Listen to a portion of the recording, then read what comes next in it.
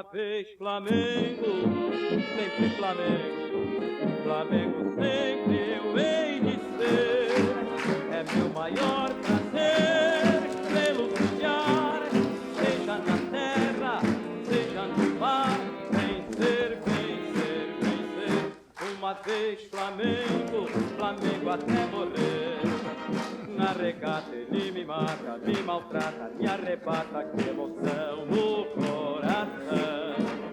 Consagrado no gramado, sempre amado, mascotado no Fla-Flu.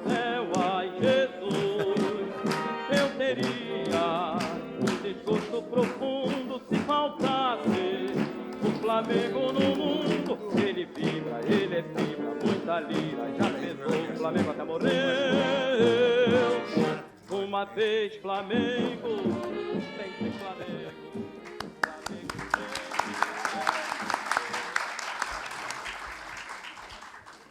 Boa tarde, muito obrigado pela presença de vocês, muito obrigado para quem está nos assistindo pela internet. Bom, a gente está começando agora um novo ciclo da academia, que é sobre futebol. O futebol, como vocês sabem, faz parte da cultura brasileira. Não nasceu aqui, mas hoje, já há muito tempo, né, é mais brasileiro do que nunca. Nós ainda andamos perdendo essa primazia aí nos últimos anos, mas continuamos sendo vistos como uma grande potência no futebol. E o futebol, além do mais, tem essa parte cultural que é fundamental. Agrega as pessoas, quebra com qualquer tipo de hierarquia. O porteiro goza, o dono da cobertura no prédio. Eu não sei isso nos militares, mas seria assim, um sargento gozar o comandante depois da vitória do Flamengo. Então, o futebol tem essas características sociais importantíssimas e que ganharam uma relevância muito grande na cultura brasileira, né? Então, a BL resolveu fazer um ciclo sobre os 4 grandes clubes do Rio de Janeiro. Provavelmente, a gente vai acabar, em algum momento, ampliando essa escolha entre os clubes dos estados, né? Porque nós temos representantes de vários estados aqui na academia e preferências clubísticas sempre permanecem, mesmo que a pessoa não more no lugar em que nasceu. Então, vamos abrir com o Rui Castro, que é um flamenguista conhecido e que tem a capacidade de ver o futebol como um fenômeno cultural, realmente. E faz livros formidáveis como o Garrincha, a biografia do Garrincha, que é um ícone do futebol brasileiro e do Botafogo. Como o Rui Castro é um especialista em biografia, ele vai nos contar a importância social e cultural do Flamengo na nossa vida. Com vocês, o Rui Castro.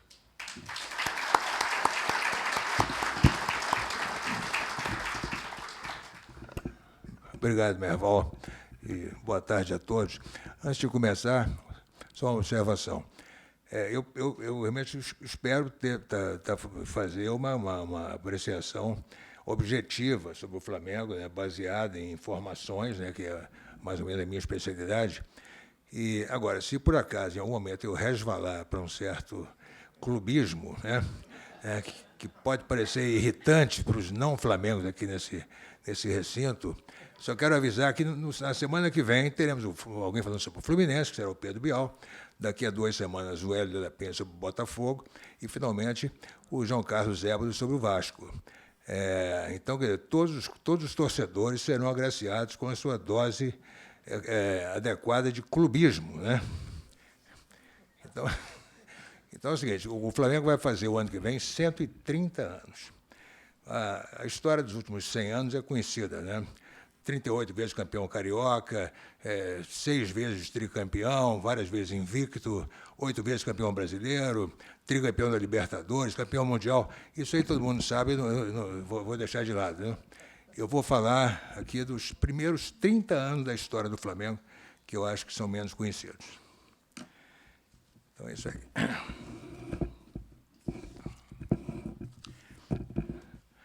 A oposição não se conforma, mas não pode fazer nada. O Flamengo é um caso de amor entre milhões e o Brasil. Um dia, quando se mergulhar de verdade nos fatores que historicamente ajudaram a consolidar a integração nacional, o Flamengo terá de ser incluído. Desde o século XIX, ele uniu gerações, etnias e sotaques em torno de sua bandeira. Ao inspirar um rubro-negro do Guaporé a reagir como um rubro-negro da Rocinha, com os mesmos gestos e expletivos e no mesmo instante, o Flamengo ajudou a fazer do Brasil uma nação.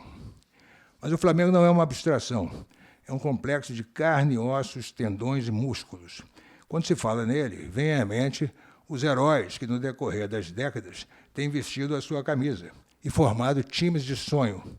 Por exemplo, Abelha, Bigu, Onça, Telefone, Tinteiro, Manteiga e Dendê, Sapatão, Foguete, Bugica e Beijoca. Desculpa, eu peguei a lista errada. A lista certa, esse é o time do pesadelo, evidentemente. O time dos sonhos é Júlio César, Leandro, Domingos da Guia, Aldair e Júnior, Carlinhos e Zizinho, Joel Leônidas da Silva, Zico e Dida. Ou Diego Alves, Rafinha, Rodrigo Caio, Pablo Mari e Felipe Luiz, William Arão ou Diego, Everton Ribeiro e Arrascaeta, Gerson, Bruno Henrique e Gabigol. Ou, quem sabe, Rossi, Wesley, Léo Ortiz, Léo Pereira e Ayrton Lucas, Pulgar, Arrascaeta e Dela Cruz, Gerson, Bruno Henrique e Pedro. Agora, falando sério, poucas instituições serão tão historicamente nacionais como o Flamengo. A Igreja Católica, sem dúvida, e talvez o Jogo do Bicho. E olha que o Flamengo não promete a vida eterna, como a Igreja, e nem um enriquecimento fácil, como o Bicho. Ao contrário, às vezes mata de infarte e quase sempre só dá despesa. Mas uma coisa ele tem em comum com a religião e o Jogo do Bicho, a fé. É a matéria-prima de que as 3 instituições se alimentam. A diferença é de que a Igreja só paga dividendos depois da morte. Quanto ao bicho, tanto pode dar como não dá. Já o Flamengo costuma pagar seus dividendos espirituais quase toda quarta e domingo. A observação é que a Igreja Católica está perdendo seus contingentes para outras seitas e o Jogo do Bicho ameaça ser superado pelos jogos eletrônicos, apostas eletrônicas. Então, só vai restar o Flamengo. Além disso, o padre e o bicheiro não passam de personagens locais. Os jogadores do Flamengo, pelo rádio, TV, internet, cobrem todo o território e são heróis ou vilões nacionais. Daí ele ser onipresente. O Rio de Janeiro foi seu berço, mas sua casa é o Brasil. Sua camisa vermelha e preta viaja de canoa pelos igarapés, galopa pelas coxilhas, caminha pelos sertões, colore todas as praias, está nas favelas, nos conjuntos habitacionais e nas coberturas. Suas cores vestem famosos e anônimos, bandidos e vítimas, corruptos e honestos, pobres e granfinos, ídolos e crianças, os feios e as bonitas. De repente, materializam-se nos lugares mais inesperados. Já estiveram nas mãos de Frank Sinatra, no Papa Móvel do Papa João Paulo II e até nos peitos da Madonna. Mas, principalmente, suas cores tomam os estádios, em tantas tardes e noites quanto o Flamengo entrar em campo, não importa onde. Tomam outras arenas também. Em 2008, na Guerra do Iraque, a camisa rubro-negra foi fotografada sob a farda do soldado Bruno Bonaldi, natural do Paraná, mas servia no exército americano em Bagdá, no 2º Batalhão de Infantaria. Outra diversão de Bruno era escrever o nome do Flamengo na areia do deserto. Detalhe, exceto pela televisão, ele nunca viu o Flamengo jogar. Onde talvez não seja cientificamente exata a frase de que, de tão usada, logo se tornou um clichê, a de que o Flamengo é uma nação. Frase esta, segundo o escritor Edgar de Alencar, criada pelo deputado cearense Walter Bezerra de Sá, na década de 70. Mais exato, talvez, seria dizer que, ao contrário, A nação é que é Flamengo. Segundo pesquisas veiculadas por órgãos absolutamente insuspeitos, como a revista Placar e os jornais Folha de São Paulo e Lance, o Flamengo é o clube de maior torcida do Brasil por qualquer categoria que se queira estudar. Sexo, faixa de idade, nível de renda, cor da pele, plumagem política, grau de escolaridade, quociente intelectual e quantidade de dentes.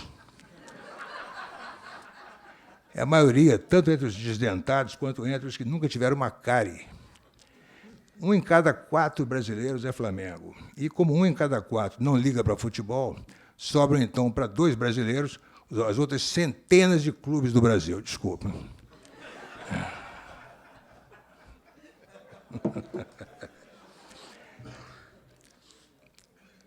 Sua presença no Rio é esmagadora. Quase 50% dos cariocas são Flamengo. Mas sua torcida não se espreme entre a montanha e o mar. Ao transbordar para todos os estados do Brasil, muitas vezes supera dos próprios times locais. No norte e no nordeste, por exemplo, é esmagadora. Em Brasília, é proporcionalmente até maior do que no Rio. Em São Paulo, rivaliza com a do Santos. E é forte até mesmo no sul, onde os times de fora não costumam ter vez. Existem quase 100 clubes profissionais ou amadores de todos os estados do Brasil chamados Flamengo, sem contar os que, com outros nomes, adotam a camisa rubro-negra e mudam seu design de acordo com a do Flamengo. As centenas de sites e blogs sobre o clube em todo o país são outra prova disso. Quando se pensa que na Espanha os clubes mais populares são riquíssimos, sérios e bem administrados, Real Madrid e Barcelona, tem-se vontade de chorar. A torcida do Flamengo não é apenas muito maior do que a deles. Com os seus 40 milhões no Brasil, é quase igual a toda a população da Espanha. Desde os anos 40, décadas antes que o merchandising passasse a dominar o futebol, o Flamengo já era marca ou estampa de dezenas de produtos. Pentes, o famoso pente Flamengo, que se vendia nos camelôs, chaveiros, espelhinhos, abridores de garrafa, caixa de fósforo, selinhos de bicicleta, cadernos, agenda, lápis, copos, canecas, toalhas, além de camisas, bandeiras e flâmulas. Eu próprio tenho, ou já tive, pelo menos um exemplar de todos esses produtos. E foi assim por muito tempo, sem que os fabricantes desse bric-a-brac sequer dessem satisfações ao clube. Era como se a marca Flamengo fosse de domínio público. Jornais, revistas e álbuns de figurinhas sempre venderam mais ao trazer o Flamengo em destaque. E o lendário cinejornal dos anos 60 e 70, o Canal 100, do rubro-negro Carlinhos Niemeyer, tinha uma especial preferência pelos jogos dos 5 times preferidos de Carlinhos. O Flamengo e, quinto lugar, a Seleção Brasileira. Mas ao ouvir isso, você dirá, e daí, qual é a novidade? Afinal, há décadas que o Flamengo é chamado de o clube mais querido do Brasil. E essa expressão não é um slogan ou uma jogada de marketing, é apenas a verdade que as estatísticas já cansaram de comprovar. Os adversários preferem dizer que, pelas mesmas estatísticas, o Flamengo seria, na verdade, o clube mais odiado do Brasil. É possível. As outras torcidas juntas, empilhadas uma em cima das outras, não suportam que a do Flamengo sozinha lhes faça frente. Por que o Flamengo se tornou tão popular? Terá sido pela montanha de títulos? Pode ser uma das explicações. Desde 1912, quando a camisa rubro-negra passou a jogar futebol, o Flamengo foi mais vezes campeão carioca do que todos os seus concorrentes. Até agora foram 38 títulos, 5 deles invictos e com 6 tricampeonatos. O único time do Rio a ser hexatri. Como se não bastasse, o Flamengo dava vantagem no confronto direto sobre todos os clubes do Rio, ou seja, já os derrotou mais vezes do que eles os derrotaram. E assim andou conquistando outros títulos por aí. 4, por enquanto, Copa do Brasil, 8 Campeonatos Brasileiros, 3 Libertadores e 1 Campeonato Mundial de Clubes. Se o Maracanã já foi o maior estádio do Brasil e do mundo, seus recordes de público serão, em consequência, recordes mundiais. Pois, dos 10 maiores públicos na história do Maracanã, 7 foram em jogos do Flamengo, os outros 3 da Seleção Brasileira. E dos 10 maiores jogos de públicos entre clubes no Maracanã, os 10 foram em jogos do Flamengo. Mas, como eu ia dizendo, por que o Flamengo se tornou tão popular? Terá sido pelos craques que, digamos, a partir dos anos 30, brilharam com a sua camisa? Muitos desses nomes podem ser hoje desconhecidos dos torcedores, mas, acredite, todos foram lendas em seu tempo, tanto quanto hoje o Gabigol, a Arrascaeta. Entre outros, entre outros. Domingos da Guia, Leônidas da Silva, Biguá, Jaime de Almeida, Zizinho, Perácio, Pirilo, Vevé, Dequinha, Pavão, Joel, Índio, Evaristo, Dida, Zagalo, Gerson Canhotinha, Carlinhos Regis, Almir, Silva, Doval, Cláudio Adão, Zico, Júnior, Carpegiani, Leandro, Moser, Raul, Andrade, Adílio, Tita, Nunes, Bebeto, Renato Gaúcho, Aldair, Djalminha, Zinho, Romário, Júlio César, Edilson Petkovic, Adriano, Ronaldo Angelim, Renato Abreu, Rodinei, Rainier, João Gomes, Lucas Paquetá e Vinícius Júnior. Exceto Regis, Doval e Petkovic, estrangeiros, todos foram da seleção brasileira. Eles fizeram com que milhões de brasileiros se abraçassem à bandeira rubro-negra. Mas o Flamengo já era popular antes deles. Nos anos 1910, 1920, antes mesmo de existir o rádio, quando todo brasileiro era meio tuberculoso e o mundo acabava ali na esquina, nomes como os dos goleiros Kuntz e Amado, os zagueiros Galo, Píndaro e Neri, Elcio e Penaforte, os meio-campistas Candiota e Sidney Pullen, os atacantes Junqueira, Nonô, Rimmer, Moderato e Jarbas, já eram famosos fora do Rio. Todos igualmente foram da seleção brasileira, inclusive Sidney Pullen, que era inglês, o único estrangeiro até hoje a jogar pelo Brasil. Numa época em que alguns jogadores ainda entravam em campo de gorra, toalha e óculos, e os juízes apitavam de terno, gravata e chapéu, é verdade isso. O Flamengo foi o primeiro a tirar o colarinho duro do futebol e fez deste a paixão dos descamisados, dos banguelas, dos desvalidos. Nascido da elite carioca, como, aliás, todos os clubes de futebol e todos os esportes, né, nascem da elite, né? E por acaso, porque assim, só a elite tem dinheiro para comprar o equipamento, para comprar o uniforme e para ter os lugares onde pode praticar o seu esporte, né? Só muito depois é que os esportes vão para classes menos favorecidas. Por acaso, o único esporte que, nascido na elite, foi imediatamente adotado pelo povo foi o futebol, porque é o único que pode ser jogado em qualquer lugar, né? Quer dizer, com uma bola de meia e 2 tijolos para servir de trave, você faz um campo de futebol em qualquer quintal, né? Então, é um pouco injusta essa história de que se fala muito do futebol como sendo uma coisa de elite. Todos os esportes começaram na elite, né? Enfim, nascido na elite carioca, ele logo caiu nos braços do povo. Em 1912, seus craques foram os primeiros que as pessoas simples das ruas puderam conhecer, cumprimentar e pedir autógrafo. Em 1914, o Flamengo já era convidado a jogar nos grotões longe do Rio. E em cada uma dessas cidades plantava torcedores. O Flamengo foi a Alagoas em 1914. Para você ir do Rio a Alagoas, naquela época, você levava uma semana, né? Você ia de navio. E como você levava uma semana para chegar, você não podia jogar uma partida e voltar correndo. Você tinha que ficar lá mais uma semana, 10 dias, até voltar de novo. Só que lá só tinha 1 ou 2 times. Então, você jogava com o mesmo time 3, 4 vezes, fazia um combinado, você jogava e ia jogando. Então, a cada excursão dessa, o Flamengo plantava uma torcida nesses lugares ainda remotos. Onde se pode falar também da missão civilizadora do Flamengo, ao levar suas iniciativas e bossas pioneiras para as províncias e vê-las adotadas pelos clubes e torcidas locais. Duvida? Eis algumas. Do Flamengo nasceu, em 1942, a primeira torcida organizada, a Charanga, com bandinha, faixas e bandeiras. Foram também os torcedores rubro-negros que criaram o hábito de sair às ruas e de ir para os estádios, até para o trabalho, em dia de semana, com a camisa do clube. O Flamengo foi, igualmente, o primeiro a ter o seu nome abreviado pela torcida, Mengo, no começo dos anos 50, e o primeiro a fazer desse apelido um superlativo, Mengão. Suas galeras criaram os refrões que depois seriam copiados pelos torcedores dos outros clubes, e nenhum outro teve tantos sambas e marchas compostos em sua homenagem. Só hino tem 2. Está sendo preparado um livro de mais de 500 páginas com todas as músicas que falam do Flamengo. São mais de 1000. Os títulos, as vitórias e os craques podem explicar muita coisa, mas não explicam tudo, porque, afinal, os outros clubes também têm seu patrimônio de glórias. O Flamengo aqui é diferente, e isso desde a sua fundação em 1895, o que faz com que a paixão por eles já se estenda por 5 ou 6 gerações. Pensa no seguinte: os bisnetos dos primeiros torcedores do Flamengo são os avós dos pequenos torcedores de hoje. Enfim, por que tudo isso? A resposta vem de longe. Na verdade, muito antes que o primeiro Flamengo chutasse uma bola.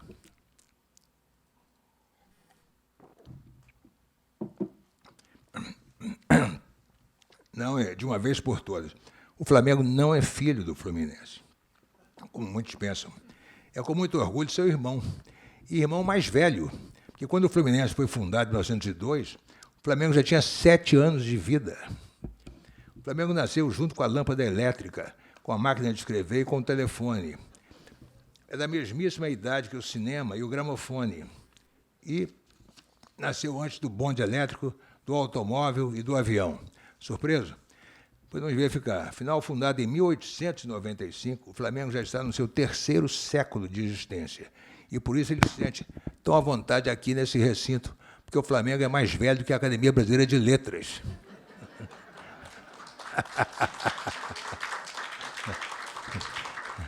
A Academia é de 87, o Flamengo é de 97, o Flamengo é de 95, do século XIX, claro. No ano que o Flamengo nasceu, a República ainda usava fraldas. Sua capital, Rio de Janeiro, tinha 700 mil habitantes que andavam em bondes puxados a burro em ruas iluminadas por lampiões a gás e nos subúrbios mais pobres, ainda iluminados a óleo de peixe. O Flamengo é anterior a livros que hoje são pilares da cultura brasileira. Quando o Flamengo nasceu, Joaquim Nabuco ainda não escrevera O Estadista do Império, Machado de Assis ainda não escrevera Dom Casmurro, Euclides da Cunha ainda não escrevera Os Sertões. Exceto o azeite e o vinho portugueses, tudo que o Brasil consumia naquele tempo vinha da Inglaterra, inclusive a primeira bola de futebol, que mal acabaram de chegar por aqui, e poucos sabiam o que fazer com ela. O esporte favorito da Belle Époque carioca era o remo. No Rio de fins do século XIX, os domingos pertenciam às regatas. Por isso se dizia, para se definir um lindo dia de sol, que aquele era um domingo de regatas. Copacabana, Ipanema e Leblon eram areais bravios e desertos, quase inacessíveis. Os bairros à beira-mar eram Botafogo, Santa Luzia, São Cristóvão e o Caju. E todos tinham seus clubes de remadores. Do outro lado da Bahia, em Niterói, esses clubes também proliferavam. Só a Praia do Flamengo, que era a mais elegante e mais bem frequentada do Rio, não tinha o seu grupo de regatas. Os rapazes de Botafogo vinham remar na Praia do Flamengo e conquistavam as moças do bairro, exibindo na areia os seus músculos de ferro. Não eram rapazes comuns. Os calções chegavam até os joelhos, mas suas camisetas sem mangas punham à mostra braços capazes de carregar a canoa sobre a cabeça e de remar como os deuses da mitologia. Os remadores, fortes e queimados de sol, contrastavam com o grosso da população, formada de gente raquítica, pálida e encasacada. Os intelectuais, então, tossiam mais do que escreviam. Ante tal diferença, era natural que as moças da Praia do Flamengo se impressionassem. As mais sirigatas até aceitavam os convites do pessoal do Botafogo para passear nas baleeiras deles. Os rapazes da Praia do Flamengo, naturalmente, não gostavam daquilo. E 4 deles resolveram tomar providências. Zezé, Mário Espíndola, Augusto da Silveira Lopes e Nestor de Barros. Zezé, Mário, Augusto e Nestor podiam ser boêmios, mas eram também estudantes e meninos de família. Numa noite de setembro de 1895, sentados a uma mesa do Café Lamas, do Largo do Machado, um deles fez uma pergunta: por que nós não criamos um grupo de regatas do Flamengo? Era só uma frase, numa mesa de bar. Nunca poderiam adivinhar que ela seria a centelha de uma paixão que iria incendiar milhões de pessoas e influir no destino dos esportes no Brasil. A ideia era apenas instituir o remo na Praia do Flamengo, a praia mais antiga do Rio, onde em 1502, na altura da futura Rua Barão do Flamengo, o navegador português Gonçalo Coelho teria construído a primeira casa de pedra e cal da cidade, que os índios tupinambás chamaram de a Carioca, a Casa do Branco. Para o Flamengo ter um grupo de regatas, só precisariam de alguns barcos para remar. E, quem sabe, isso impediria que as moças do Flamengo ficassem suspirando pelos rapazes do Botafogo. Primeira coisa a fazer, comprar uma baleeira. Não se entende uma associação de remadores sem pelo menos um barco. Outros amigos se entusiasmaram com a ideia de um grupo de regatas, entraram na vaquinha e compraram uma baleeira de 6 remos, a que deram o nome de Ferusa, com PH. Com esse mínimo patrimônio, o Flamengo começava a ser uma realidade. Um dos rapazes, Nestor, morava numa casa de cômodos no número 22 da Praia do Flamengo. O térreo desse endereço passou a ser frequentado pela turma. Para todos os efeitos, era a sede do grupo e servia também como garagem para o barco. A Ferusa podia ser uma beleza, mas era de segunda ou terceira mão. Já passara por mar bravo e precisava de reparos. Eles a levaram de bonde a um armador da praia de Mariangu, na Zona Norte, que a reformou por dentro e por fora. Dias depois, na tarde de um domingo escandalosamente azul, 7 dos rapazes foram buscá-la. Eles a jogaram no mar, na ponta do Caju, e embarcaram eufóricos para a travessia que deveria terminar na Praia do Flamengo, em frente ao número 22. Mas aquela travessia nunca se completou, pelo menos não a bordo da Feruza. De repente, quando eles já estavam longe da costa, o tempo virou. Nuvens carregadas cobriram o azul e desceram sobre o mar. Raios e trovões sacudiram o céu e a chuva caiu com violência. O vento noroeste soprou com força, as ondas fustigaram o barco e começaram a abrir buracos no casco. A guarnição se empenhava nos remos, mas a bruma impedia que se visse à frente. A Feruza estava à mercê. Com a água já adernando o barco, o naufrágio era iminente. Os rapazes caíram na água, viraram a baleeira de quilha para cima e se agarraram a ela. Um deles, Joaquim Bahia, o melhor nadador do grupo, decidiu nadar até a praia em busca de socorro. Com a aprovação dos demais, meteu o braço e foi embora. Enquanto isso, os outros rapazes, agarrados à Feruza, gritavam socorro, ó de terra, esperando ser ouvidos por algum barco que passasse. 3 horas depois, já noite fechada, quando a morte parecia inevitável e eles já faziam suas orações, uma lancha ouviu seus gritos e os salvou. Já à noite, tendo como uma única orientação as luzes da festa da Igreja da Penha, que ele podia ver de longe, Joaquim Bahia conseguira nadar até a praia, mas não achou quem o ajudasse. Convencido de que seus amigos tinham morrido, foi chorando para casa. Os outros 6, a salvo, pensaram por sua vez que Joaquim Bahia morrera na travessia. No dia seguinte, ao se reencontrar no casarão do 22, pensaram estar vendo fantasmas. Aquela hora, os jornais já relatavam o drama da Feruza, que, por sinal, fora rebocada pela lancha e deixada no Cais Farru. O Flamengo não foi citado nas reportagens, mas todos no bairro sabiam. Aqueles meninos quase haviam morrido por um clube que, de certa maneira, ainda nem existia. A hora de heroísmo e martírio envolveu o Flamengo desde esse dia. Temendo perdê-los de vez, os pais dos rapazes tentaram proibi-los de continuar frequentando o 22. Mas, a provar que nem a proximidade da morte os assustara, os garotos compraram outra baleeira, essa de 4 remos, a Cira. Então começaram as adesões, inclusive de aspirantes da Marinha. O número 22 da Praia do Flamengo começou a acolher tanta gente que no dia 17 de novembro daquele ano de 1895, também domingo, eles já eram 18. Esses 18 pioneiros realizaram ali a assembleia de fundação do grupo. Não um clube, mas modestamente um grupo, o Grupo de Regatas do Flamengo, dedicado aos esportes náuticos. Naquela reunião, eles elegeram a primeira diretoria. Anteciparam em 2 dias a data oficial da fundação para que o aniversário do Flamengo coincidisse com o da República, 15 de novembro. E escolheram as cores da bandeira do uniforme, azul e ouro, em listas horizontais. Mas azul e ouro eram cores que desbotavam facilmente. E um ano depois, em 1896, seriam substituídos para sempre pelo vermelho e preto.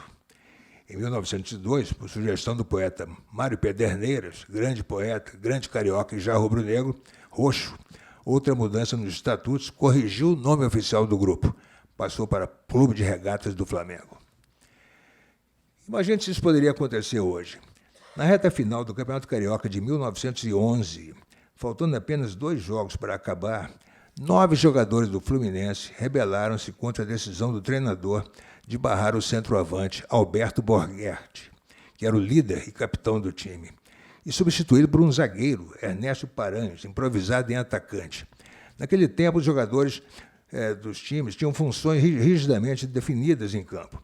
Um ponta esquerda nunca se aventurava pelo lado direito. Um zagueiro precisava de passaporte para atravessar o meio do campo. Barrar um atacante por um zagueiro era um insulto. Os jogadores protestaram, mas os dirigentes ficaram do lado do treinador. E o time, unido em torno de Borghetti, ameaçou não entrar em campo para a partida final. O clima nas Laranjeiras ficou péssimo. Muito depois, o tricolor Nelson Rodrigues escreveria com tristeza: "Eu gostaria de saber que gesto, ou palavra, ou ódio deflagrou a crise. Imagino bate-bocas homicidas." Mas não houve gesto ou bate-bocas, porque numa reunião na Pensão Almeida, na Rua do Catete, Alberto Borghetti definiu a estratégia. O Fluminense iria jogar as 2 partidas finais, honrar as cores do clube e dar tudo de si. Depois decidiria o que fazer. E foi o que aconteceu. Mesmo sem Borghetti, o Fluminense derrotou o Rio Cricket por 5-0 na penúltima rodada e foi campeão carioca por antecipação e invicto. O 5º título da sua história. Mas na noite do último jogo, No banquete promovido pelo clube no hotel de luxo para comemorar o campeonato, o Fluminense teve uma surpresa. 9 dos 11 titulares, campeões cariocas, não compareceram. Borghetti, Baena, Píndaro, Nery, Amarante, Galo, Orlando Matos, Gustavo de Carvalho e Lawrence Andrews. E oficializando a coisa, mandaram comunicar que estavam deixando o Fluminense. Na época isso podia acontecer. Os jogadores eram amadores, não tinham contrato, não eram empregados do clube. Ao contrário, eram associados, podiam ser até dirigentes, pagavam mensalidade e faziam suas próprias chuteiras no sapateiro. Quase todos eram estudantes ou tinham famílias abonadas. Jamais trocariam de time no meio do campeonato, porque eram homens retos, íntegros de palavra. Mas nada os impedia de tomar essa atitude terminado o campeonato. E então toda a cidade começou a se perguntar para onde iriam os craques do Fluminense. Pelos relatos oficiais, nem eles sabiam. Em reuniões sucessivas, muitas ideias surgiram, entre as quais a de fundar um novo clube. Mas a tese vencedora proposta por Borghetti foi de que eles fossem ao Flamengo e se oferecessem para criar uma seção de futebol. Pensando bem, por que não? Afinal, já havia uma aproximação entre os dois clubes. Vários daqueles jogadores eram sócios e torcedores do Flamengo no Remo, ao passo que os remadores do Flamengo torciam pelo Fluminense no futebol. Quem não se empolgou de sair com a ideia foi o Flamengo, que, como todo clube de regatas, não queria se misturar com o futebol. O futebol era elite, não se esqueça, e o Remo era popular, e o Flamengo era um clube popular. Mas a presença de Borghetti foi decisiva. Além de craque do futebol, ele era também patrão de remo e patroava as guarnições do Flamengo. Por causa dele, na noite de Natal de 1911, o Flamengo aceitou criar não apenas a seção de futebol, mas todo um departamento de esportes terrestres. O primeiro clube de regatas a fazer isso. Hoje se especula se Borghetti não teria premeditado tudo. Rubro-negro de coração e tricolor por circunstância, ele poderia ter insuflado a crise no futebol do Fluminense para transferi-lo para o Flamengo. Seja como for, deu certo. Com Borghetti foram para o Flamengo quase todos os titulares do Fluminense e mais uma quantidade de jogadores reservas, juniores e até infantis das Laranjeiras. Jogadores de outros clubes, como o Botafogo e o América, espontaneamente juntaram-se a eles e de um dia para o outro o Flamengo já contava com seu primeiro, segundo e terceiro times. Ganhou também uma multidão de novos associados, que eram os cariocas adeptos do futebol e os que, esquecendo suas preferências clubistas anteriores, decidiram seguir os seus heróis para onde eles fossem. Enfim, da noite para o dia, o Flamengo incorporou uma torcida inteira e se tornou um clube de terra e mar. Claro que, sendo até então um clube de regatas, o Flamengo não dispunha de um campo de futebol. Seus jogadores teriam de treinar quase que no meio da rua, como vira-latas. Pois foi o que eles fizeram. A prefeitura cedeu ao Flamengo a pracinha gramada de frente à praia do Russell, perto de onde, 10 anos depois, construiria o Hotel Glória. E o que podia parecer humilhante para os jogadores acabou sendo a sua consagração. Eles se vestiam na garagem de barcos na praia do Flamengo e saíam uniformizados a pé em direção ao Russell, a 300 metros dali. A marcha daqueles jogadores pela rua, o tropel das chuteiras na calçada e o ruído das bolas quicando no cimento atraíam hordas de garotos atrás deles. Eles eram o Baena, o Píndaro, o Nery, o Galo, o Gustavo, o Borghetti, os campeões da cidade, os ídolos. Mas que, como então se descobria, eram também de carne e osso. Podiam ser cumprimentados, tocados, ter a palavra dirigida. De repente, uma bola rolava em direção à rua, um dos garotos se devolvia para o Borghetti com um chute e podia se gabar de dizer: eu joguei com o Borghetti. Isso durou 4 anos. A peregrinação quase diária daqueles craques em meio às crianças, durante tanto tempo, acabou de seduzir uma cidade inteira para o futebol e criou toda uma geração de jovens torcedores do Flamengo. Ao colher o futebol, o Flamengo do Remo só impuseram uma condição: as cores seriam iguais, mas o time de futebol não podia usar a camisa do Remo.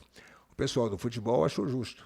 E assim, em vez das já tradicionais listras, o Flamengo entrou em campo pela primeira vez no Campeonato Carioca de 1912 com uma camisa de grandes quadrados pretos e vermelhos, estilo turf, fabricado na Inglaterra. O povo não perdoou e chamou essa camisa de papagaio de vintém, por lembrar as pipas de papel que os garotos empinavam. Mas com ou sem papagaio de vintém, o Flamengo estreou no futebol com uma vitória arrasadora, 15-2 sobre o pequeno Mangueira, no campo do América. Para se ver como o futebol era mais risonho e franco, esse foi o maior placar registrado até hoje na história do clube. E o autor do primeiro gol rubro-negro foi o meia Gustavo de Carvalho, que 27 anos depois se tornaria presidente do Flamengo. A saída dos jogadores do Fluminense para o Flamengo foi notícia nos jornais e assunto de comentário nos cafés, bares e confeitarias. Pois agora, em meio ao campeonato, Flamengo e Fluminense iam se enfrentar pela primeira vez no campo do Fluminense, na Rua Guanabara, hoje Pedro Machado. Era como se fosse o ex-time titular do Fluminense, só que vestido com as cores do Flamengo, enfrentando seus próprios reservas. Nas circunstâncias, seria normal que o Flamengo ganhasse. Mas quem venceu foi o Fluminense, por 3-2, aproveitando-se do excesso de confiança dos adversários e com o gol da vitória tricolor, marcado a 7 minutos do final. Seja como for, o fair play prevaleceu. Terminada a partida, os jogadores do Flamengo, educadíssimos, postaram-se diante da social do Fluminense e saudaram os associados que até pouco tempo torciam e vibravam por eles. Foi um gesto bonito, mas não impediu que para as duas torcidas aquilo deflagrasse a rivalidade Flamengo e Fluminense. A expressão Fla-Flu só seria criada dali a muitos anos, mas Nelson Rodrigues tinha razão ao escrever que o Fla-Flu já existia havia 40 mil anos antes do nada.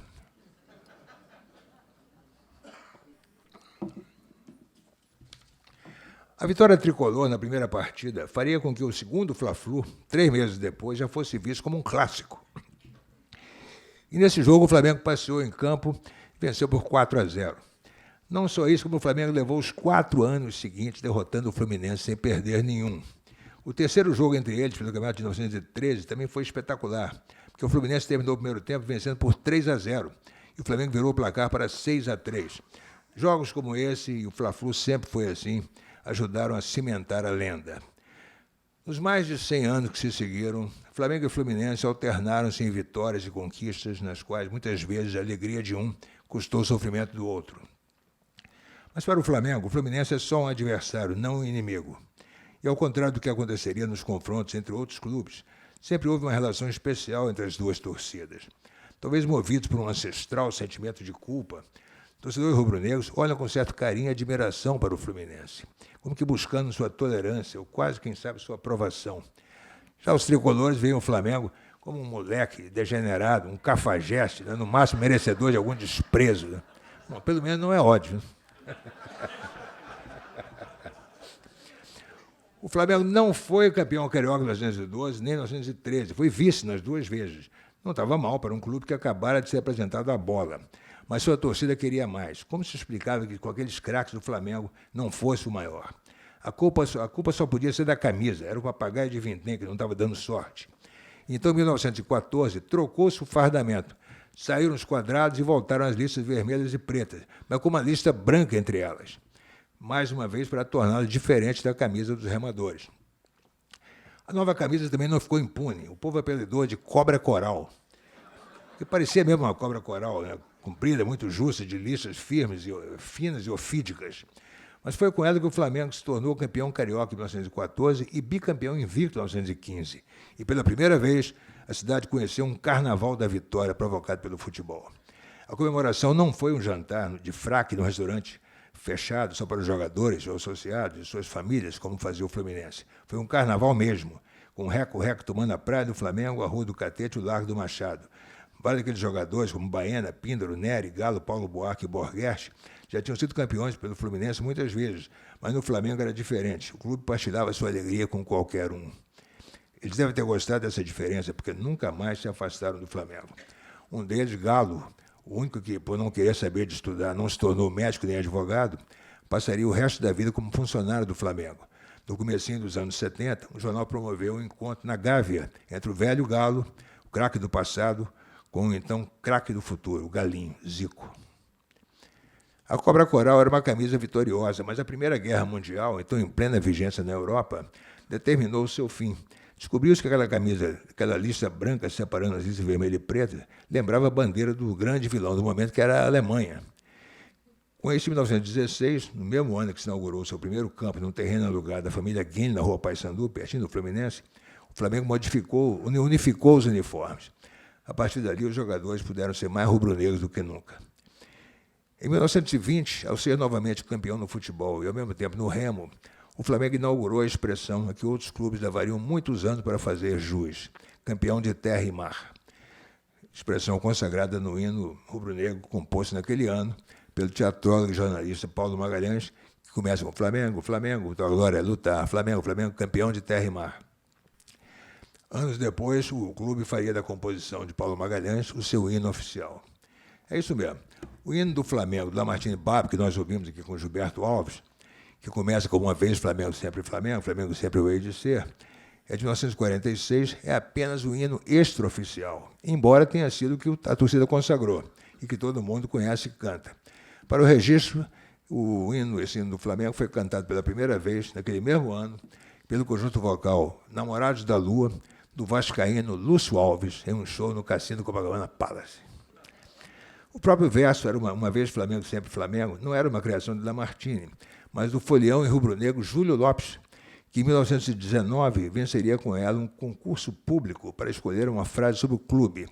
Naquele ano, Júlio Lopes seria o criador também de uma das instituições mais queridas do carnaval carioca, o Bloco do Eu Sozinho, sensação que ele jamais pôde ter no meio da torcida. Embalado agora por um hino, o Flamengo foi campeão de novo no futebol em 21, só que invicto. Aliás, e mais uma vez bicampeão. Essa sucessão de conquistas em tão poucos anos continuou a engrossar sua torcida. Mas o episódio que começaria a fazer do Flamengo uma religião aconteceu em 1923 e teria como estopim logo quem? O Vasco da Gama. Assim como o Flamengo, o Vasco começar a sua vida como um clube de regatas. E assim como o Flamengo, que herdou um time de futebol de outro clube, o Vasco também herdou do Lusitânia, um time formado em 1914 por rapazes portugueses residentes no Rio, e cuja entrada na Liga fora vetada por isso, porque o Lusitânia proibia a participação de jogadores brasileiros. A solução para o Lusitânia foi fundir-se com o Vasco, que, embora também fosse um clube de colônia portuguesa, admitia brasileiros como associados e atletas. A fusão aconteceu em 1916 e então o Vasco passou a praticar o futebol, mas não entrou direto na disputa do campeonato contra os grandes, como o Flamengo, o América, o Botafogo e o Fluminense. Teve que começar de baixo, na terceira divisão, e levou 7 anos para subir. Em 1923, finalmente, lá estava o Vasco na primeira divisão. Era um ilustre desconhecido para os torcedores cariocas, que não fossem portugueses, e, como tal, incapaz de assustar alguém. A ideia era de que o Vasco podia ser uma potência nas regatas, como era, mas em 1923 essas já tinham sido amplamente superadas pelo futebol, na paixão popular. Futebol era outra coisa, e, pelo que se sabia, o Vasco era apenas um time pequeno da colônia portuguesa. Então veio o campeonato, e o Vasco começou a ganhar de todo mundo. Foram 8 vitórias sucessivas, inclusive sobre o Flamengo, Fluminense, Botafogo, América e Bangu. E com uma curiosidade, quase sempre era o seu adversário que abria o placar e terminava o primeiro tempo vitorioso. No segundo tempo, enquanto o outro time punha a língua de fora e começava a se arrastar em campo, o Vasco esbanjava fôlego e virava facilmente a partida. Seus jogadores davam a impressão de que poderiam continuar correndo o dia inteiro. Por que o Vasco não perdia para ninguém? Porque seus jogadores treinavam todos os dias. Os dos outros times podiam ser craques, mas eram amadores puros, estudantes de direito ou de medicina, que se dedicavam ao futebol por prazer. Em época de provas na faculdade, não podiam comparecer à ginástica, mesmo que o jogo da semana fosse decisivo. Outros trabalhavam no comércio, ou eram funcionários públicos, e nem sempre eram dispensados pelo chefe para ir treinar. E a maioria deles não via nada demais em passar a noite no Lamas ou num dos cabarés da Lapa, na véspera de uma partida. Enquanto esse vai da valsa vigorou em todos os clubes, os jogos eram equilibrados, porque no segundo tempo os dois times estavam igualmente mortos. Para desequilibrar a balança, bastou que um clube botasse seus jogadores para treinar a sério. E como o Vasco conseguia que seus jogadores treinassem tanto? Porque eles não pertenciam às famílias abonadas, nem eram os futuros doutores dos outros clubes. Eram rapazes humildes, biscateiros e desocupados, vindos da população dos cortiços, alguns deles negros ou mulatos, como os personagens dos romances de Luiz Azevedo. O futebol era amador, e eles não podiam ser pagos para treinar e jogar. Mas nada impedia que os comerciantes portugueses no Rio os empregassem em seus armazéns ou lojas de ferragens e fizessem vista grossa quando eles faltavam ao serviço dias seguidos. Seus patrões sabiam que, com chuva ou com sol, eles estavam dando voltas ao redor do campo do Vasco, na rua Moraes de Silva, no bairro do Maracanã, e que depois iam bater bola e treinar até não poder mais. Com o preparo físico que os outros times não tinham, o Vasco não perdia para ninguém. Naturalmente, só os torcedores do Vasco estavam adorando aquilo. O resto da cidade começou a amargar um feroz ressentimento contra o time dos portugueses. Mesmo que esse time dos portugueses fosse, no fundo, até mais brasileiro que os outros, né? Porque, afinal, era um clube que contava com brancos, pretos e mulatos. Aliás, é menos verdade que o Vasco tenha sido o primeiro clube brasileiro a aceitar jogadores de cor. Antes dele, o América, mesmo contra a vontade dos seus associados, já disputaram o Campeonato Brasileiro 21 com um jogador preto, chamado Manteiga. E antes dele, o Fluminense, em 1914, já tinha Carlos Alberto, que, como muitos homens daquela época, passava talco no rosto. O fato é que as torcidas adversárias recebiam os gritos de pode arroz, o que deu origem ao apelido do tricolor.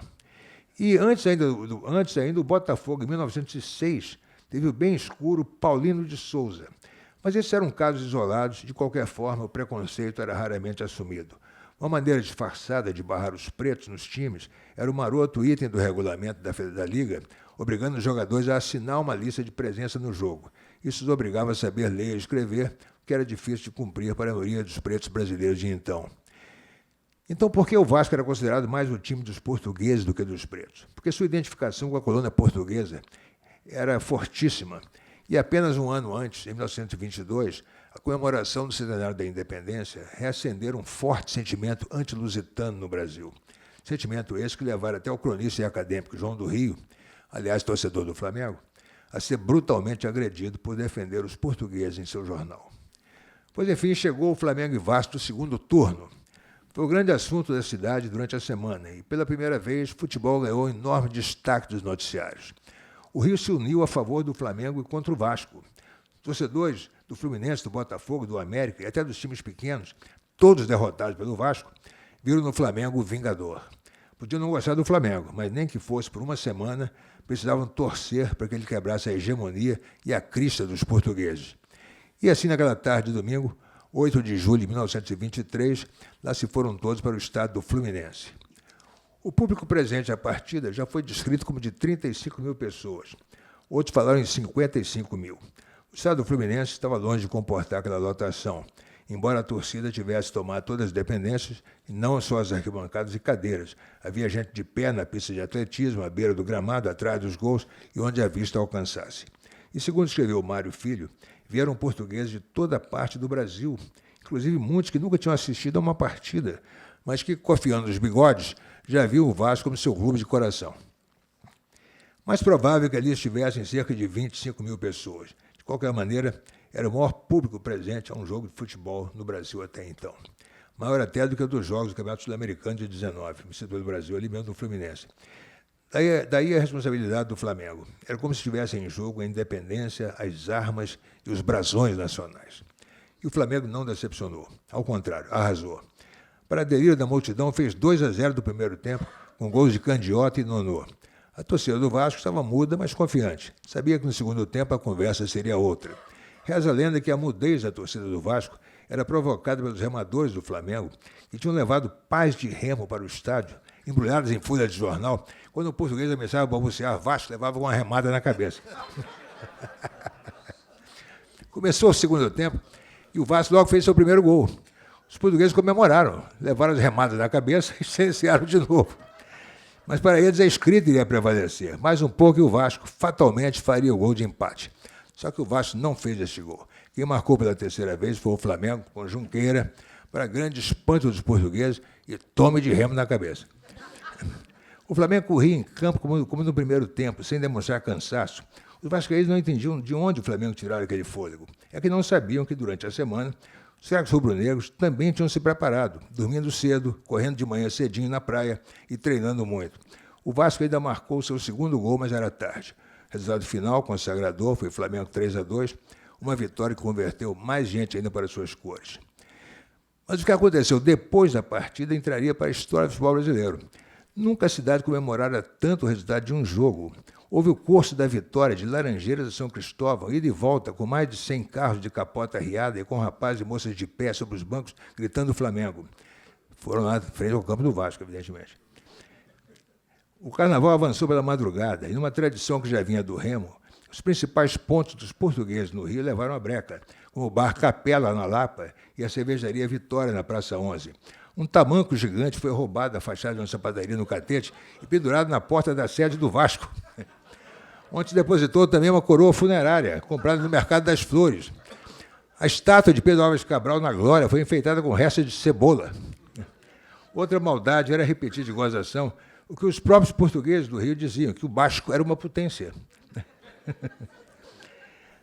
A cidade pertenceu ao Flamengo durante uma semana.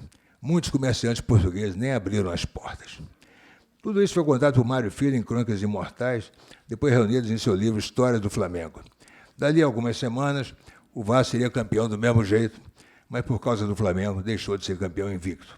Dá para entender agora a maior rivalidade do futebol brasileiro? Note bem, estamos falando de 1923, 101 anos.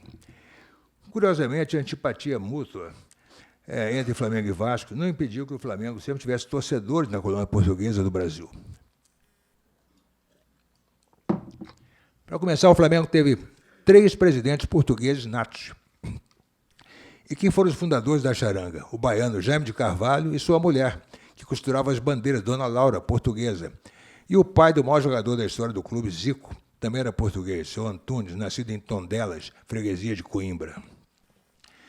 Enfim, a história do Flamengo no futebol começou no dia 4 de maio de 1912, por volta das 15 horas, quando o centroavante Gustavo deu a saída no jogo Flamengo e Mangueira, aquele do 15-2. Ele foi o primeiro a tocar a bola com a camisa do Flamengo. Como já contei, foi ele quem fez aquele dia o primeiro gol do Flamengo com 1 minuto de jogo e fez também o segundo aos 2 minutos. Desde então, passaram-se milhares de vitórias e milhares de gols. Mas talvez para ser realmente bem contada, essa história talvez exigisse um escritor como Stendhal. Em seu romance O Vermelho e o Negro, de 1830, seu herói é o ambicioso Julien Sorel, que vive um dilema entre uma carreira no exército, a farda vermelha, ou na igreja, a batina preta. Mas se fosse brasileiro e nosso contemporâneo, Stendhal mudaria sua história. Ele saberia que essa combinação de cores, longe de significar uma contradição, encontraria sua perfeita resolução no Flamengo. Um exército a serviço de uma fé.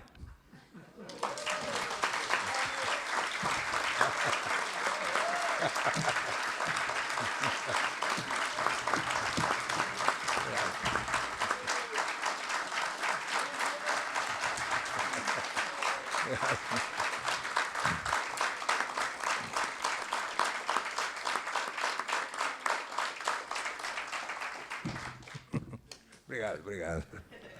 Tá fazendo que nem o Gabigol, né? Ele fez aquele gol. Bom, Rui, muito obrigado, foi ótimo.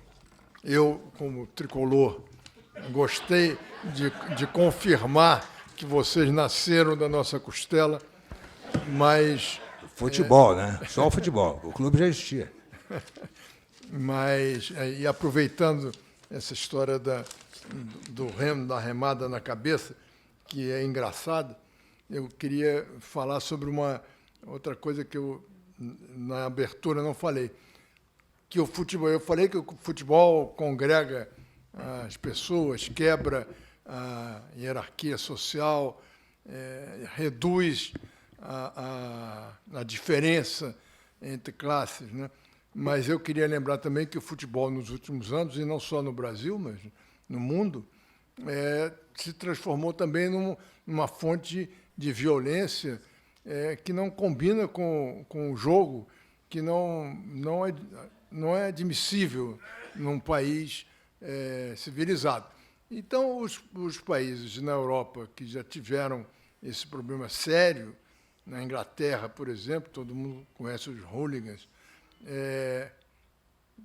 uma musiquinha aí, resolveram, porque você não pode permitir que o jogo de futebol, que é um espetáculo, uma beleza, seja prejudicado por isso.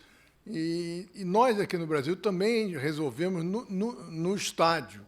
No estádio a gente resolveu, e no Rio você não precisa nem ter jogo com uma torcida só. Em São Paulo tem, né? E aqui não é possível. Agora, nos arredores sai briga toda hora. E esse último episódio da armadilha da torcida do Palmeiras em cima da torcida do Cruzeiro, que morreu até uma pessoa, é o retrato disso. Então, a gente precisa, cada um de nós precisa pensar nisso para não estragar a história tão bonita do futebol, né? Então, eu queria lembrar que o ciclo continua na próxima terça-feira, às 4 horas, com a palestra Botafogo, Botafogo, do Hélio de la Penha. O Rui Castro é que vai coordenar. No dia... Prometo ser imparcial. Assim como eu fui, né? Na quinta-feira, excepcionalmente, na quinta-feira, a palestra sobre o Fluminense, sou tricolor de coração, na sala do José de Alencar, conferencista Pedro Bial. Mas vai ser pouca, não vai ter lugar para... A torcida não cabe naquela sala ali do lado, não. É que vai ser quinta-feira, excepcionalmente, por causa dessa série de feriados que a gente vai ter aí na cidade, né? E depois, voltando para terça-feira, vamos todos cantar de coração com o João Carlos Ébolo e a participação especial da Fernanda Abreu.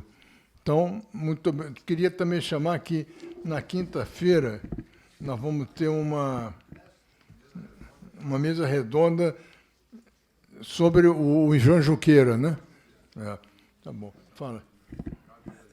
Não terminou ainda. Em 1944, houve um jogo Flamengo e Vasco, no campo do Flamengo, na Gávea, que se terminasse 0-0, o Vasco seria campeão. Aos 42 minutos do segundo tempo, um jogador do Flamengo, numa cobrança de falta na linha de fundo, fez um gol de cabeça. E o jogo terminou 1-0. O Flamengo foi tricampeão carioca naquele jogo. E naquele ano, foi o primeiro dos tricampeonatos do Flamengo. E ali começou uma linda tradição do Flamengo de ganhar do Vasco aos 42 minutos do segundo tempo. Teve o famoso gol do Rondinelli, né? Depois teve o gol do Petkovic, né?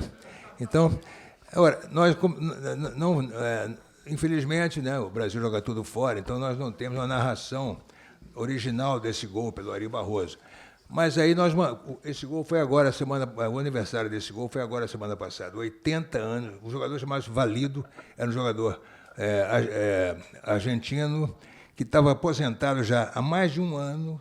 O Flamengo estava desfalcado de ponta direita, chamou o Valido, e o Valido entrou em campo, se arrastou em campo o jogo inteiro, mas no último, faltando 3 minutos, teve a condição de subir naquela falta e fazer o gol de cabeça, né?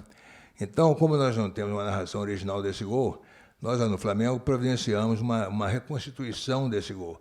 Eu mandei fazer uma pesquisa, a minha querida assistente Flávia Leite, que está ali, fez para mim, aliás, tricolor, e eu reconstituí toda a jogada, como começou, o desenvolvimento da jogada, até o gol e tudo mais, e nós pedimos que o Zé Carlos Araújo narrasse esse gol, como se fosse hoje.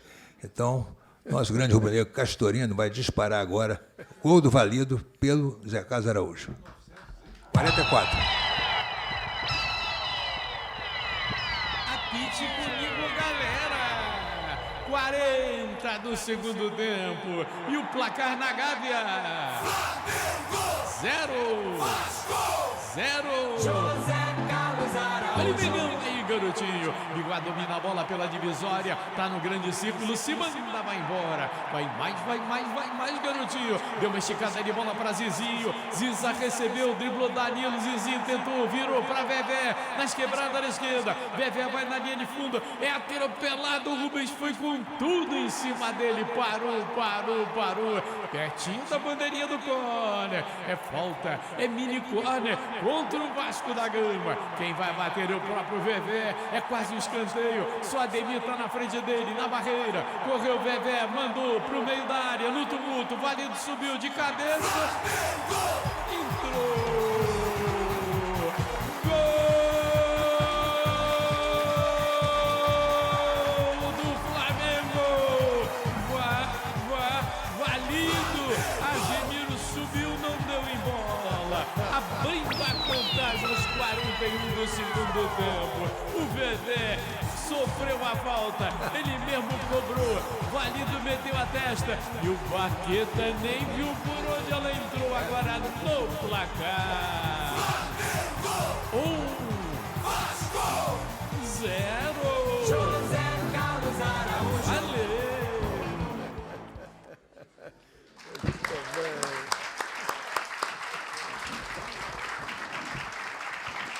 Olha aqui, ó, para você. Um certificado aqui. Vai para a história.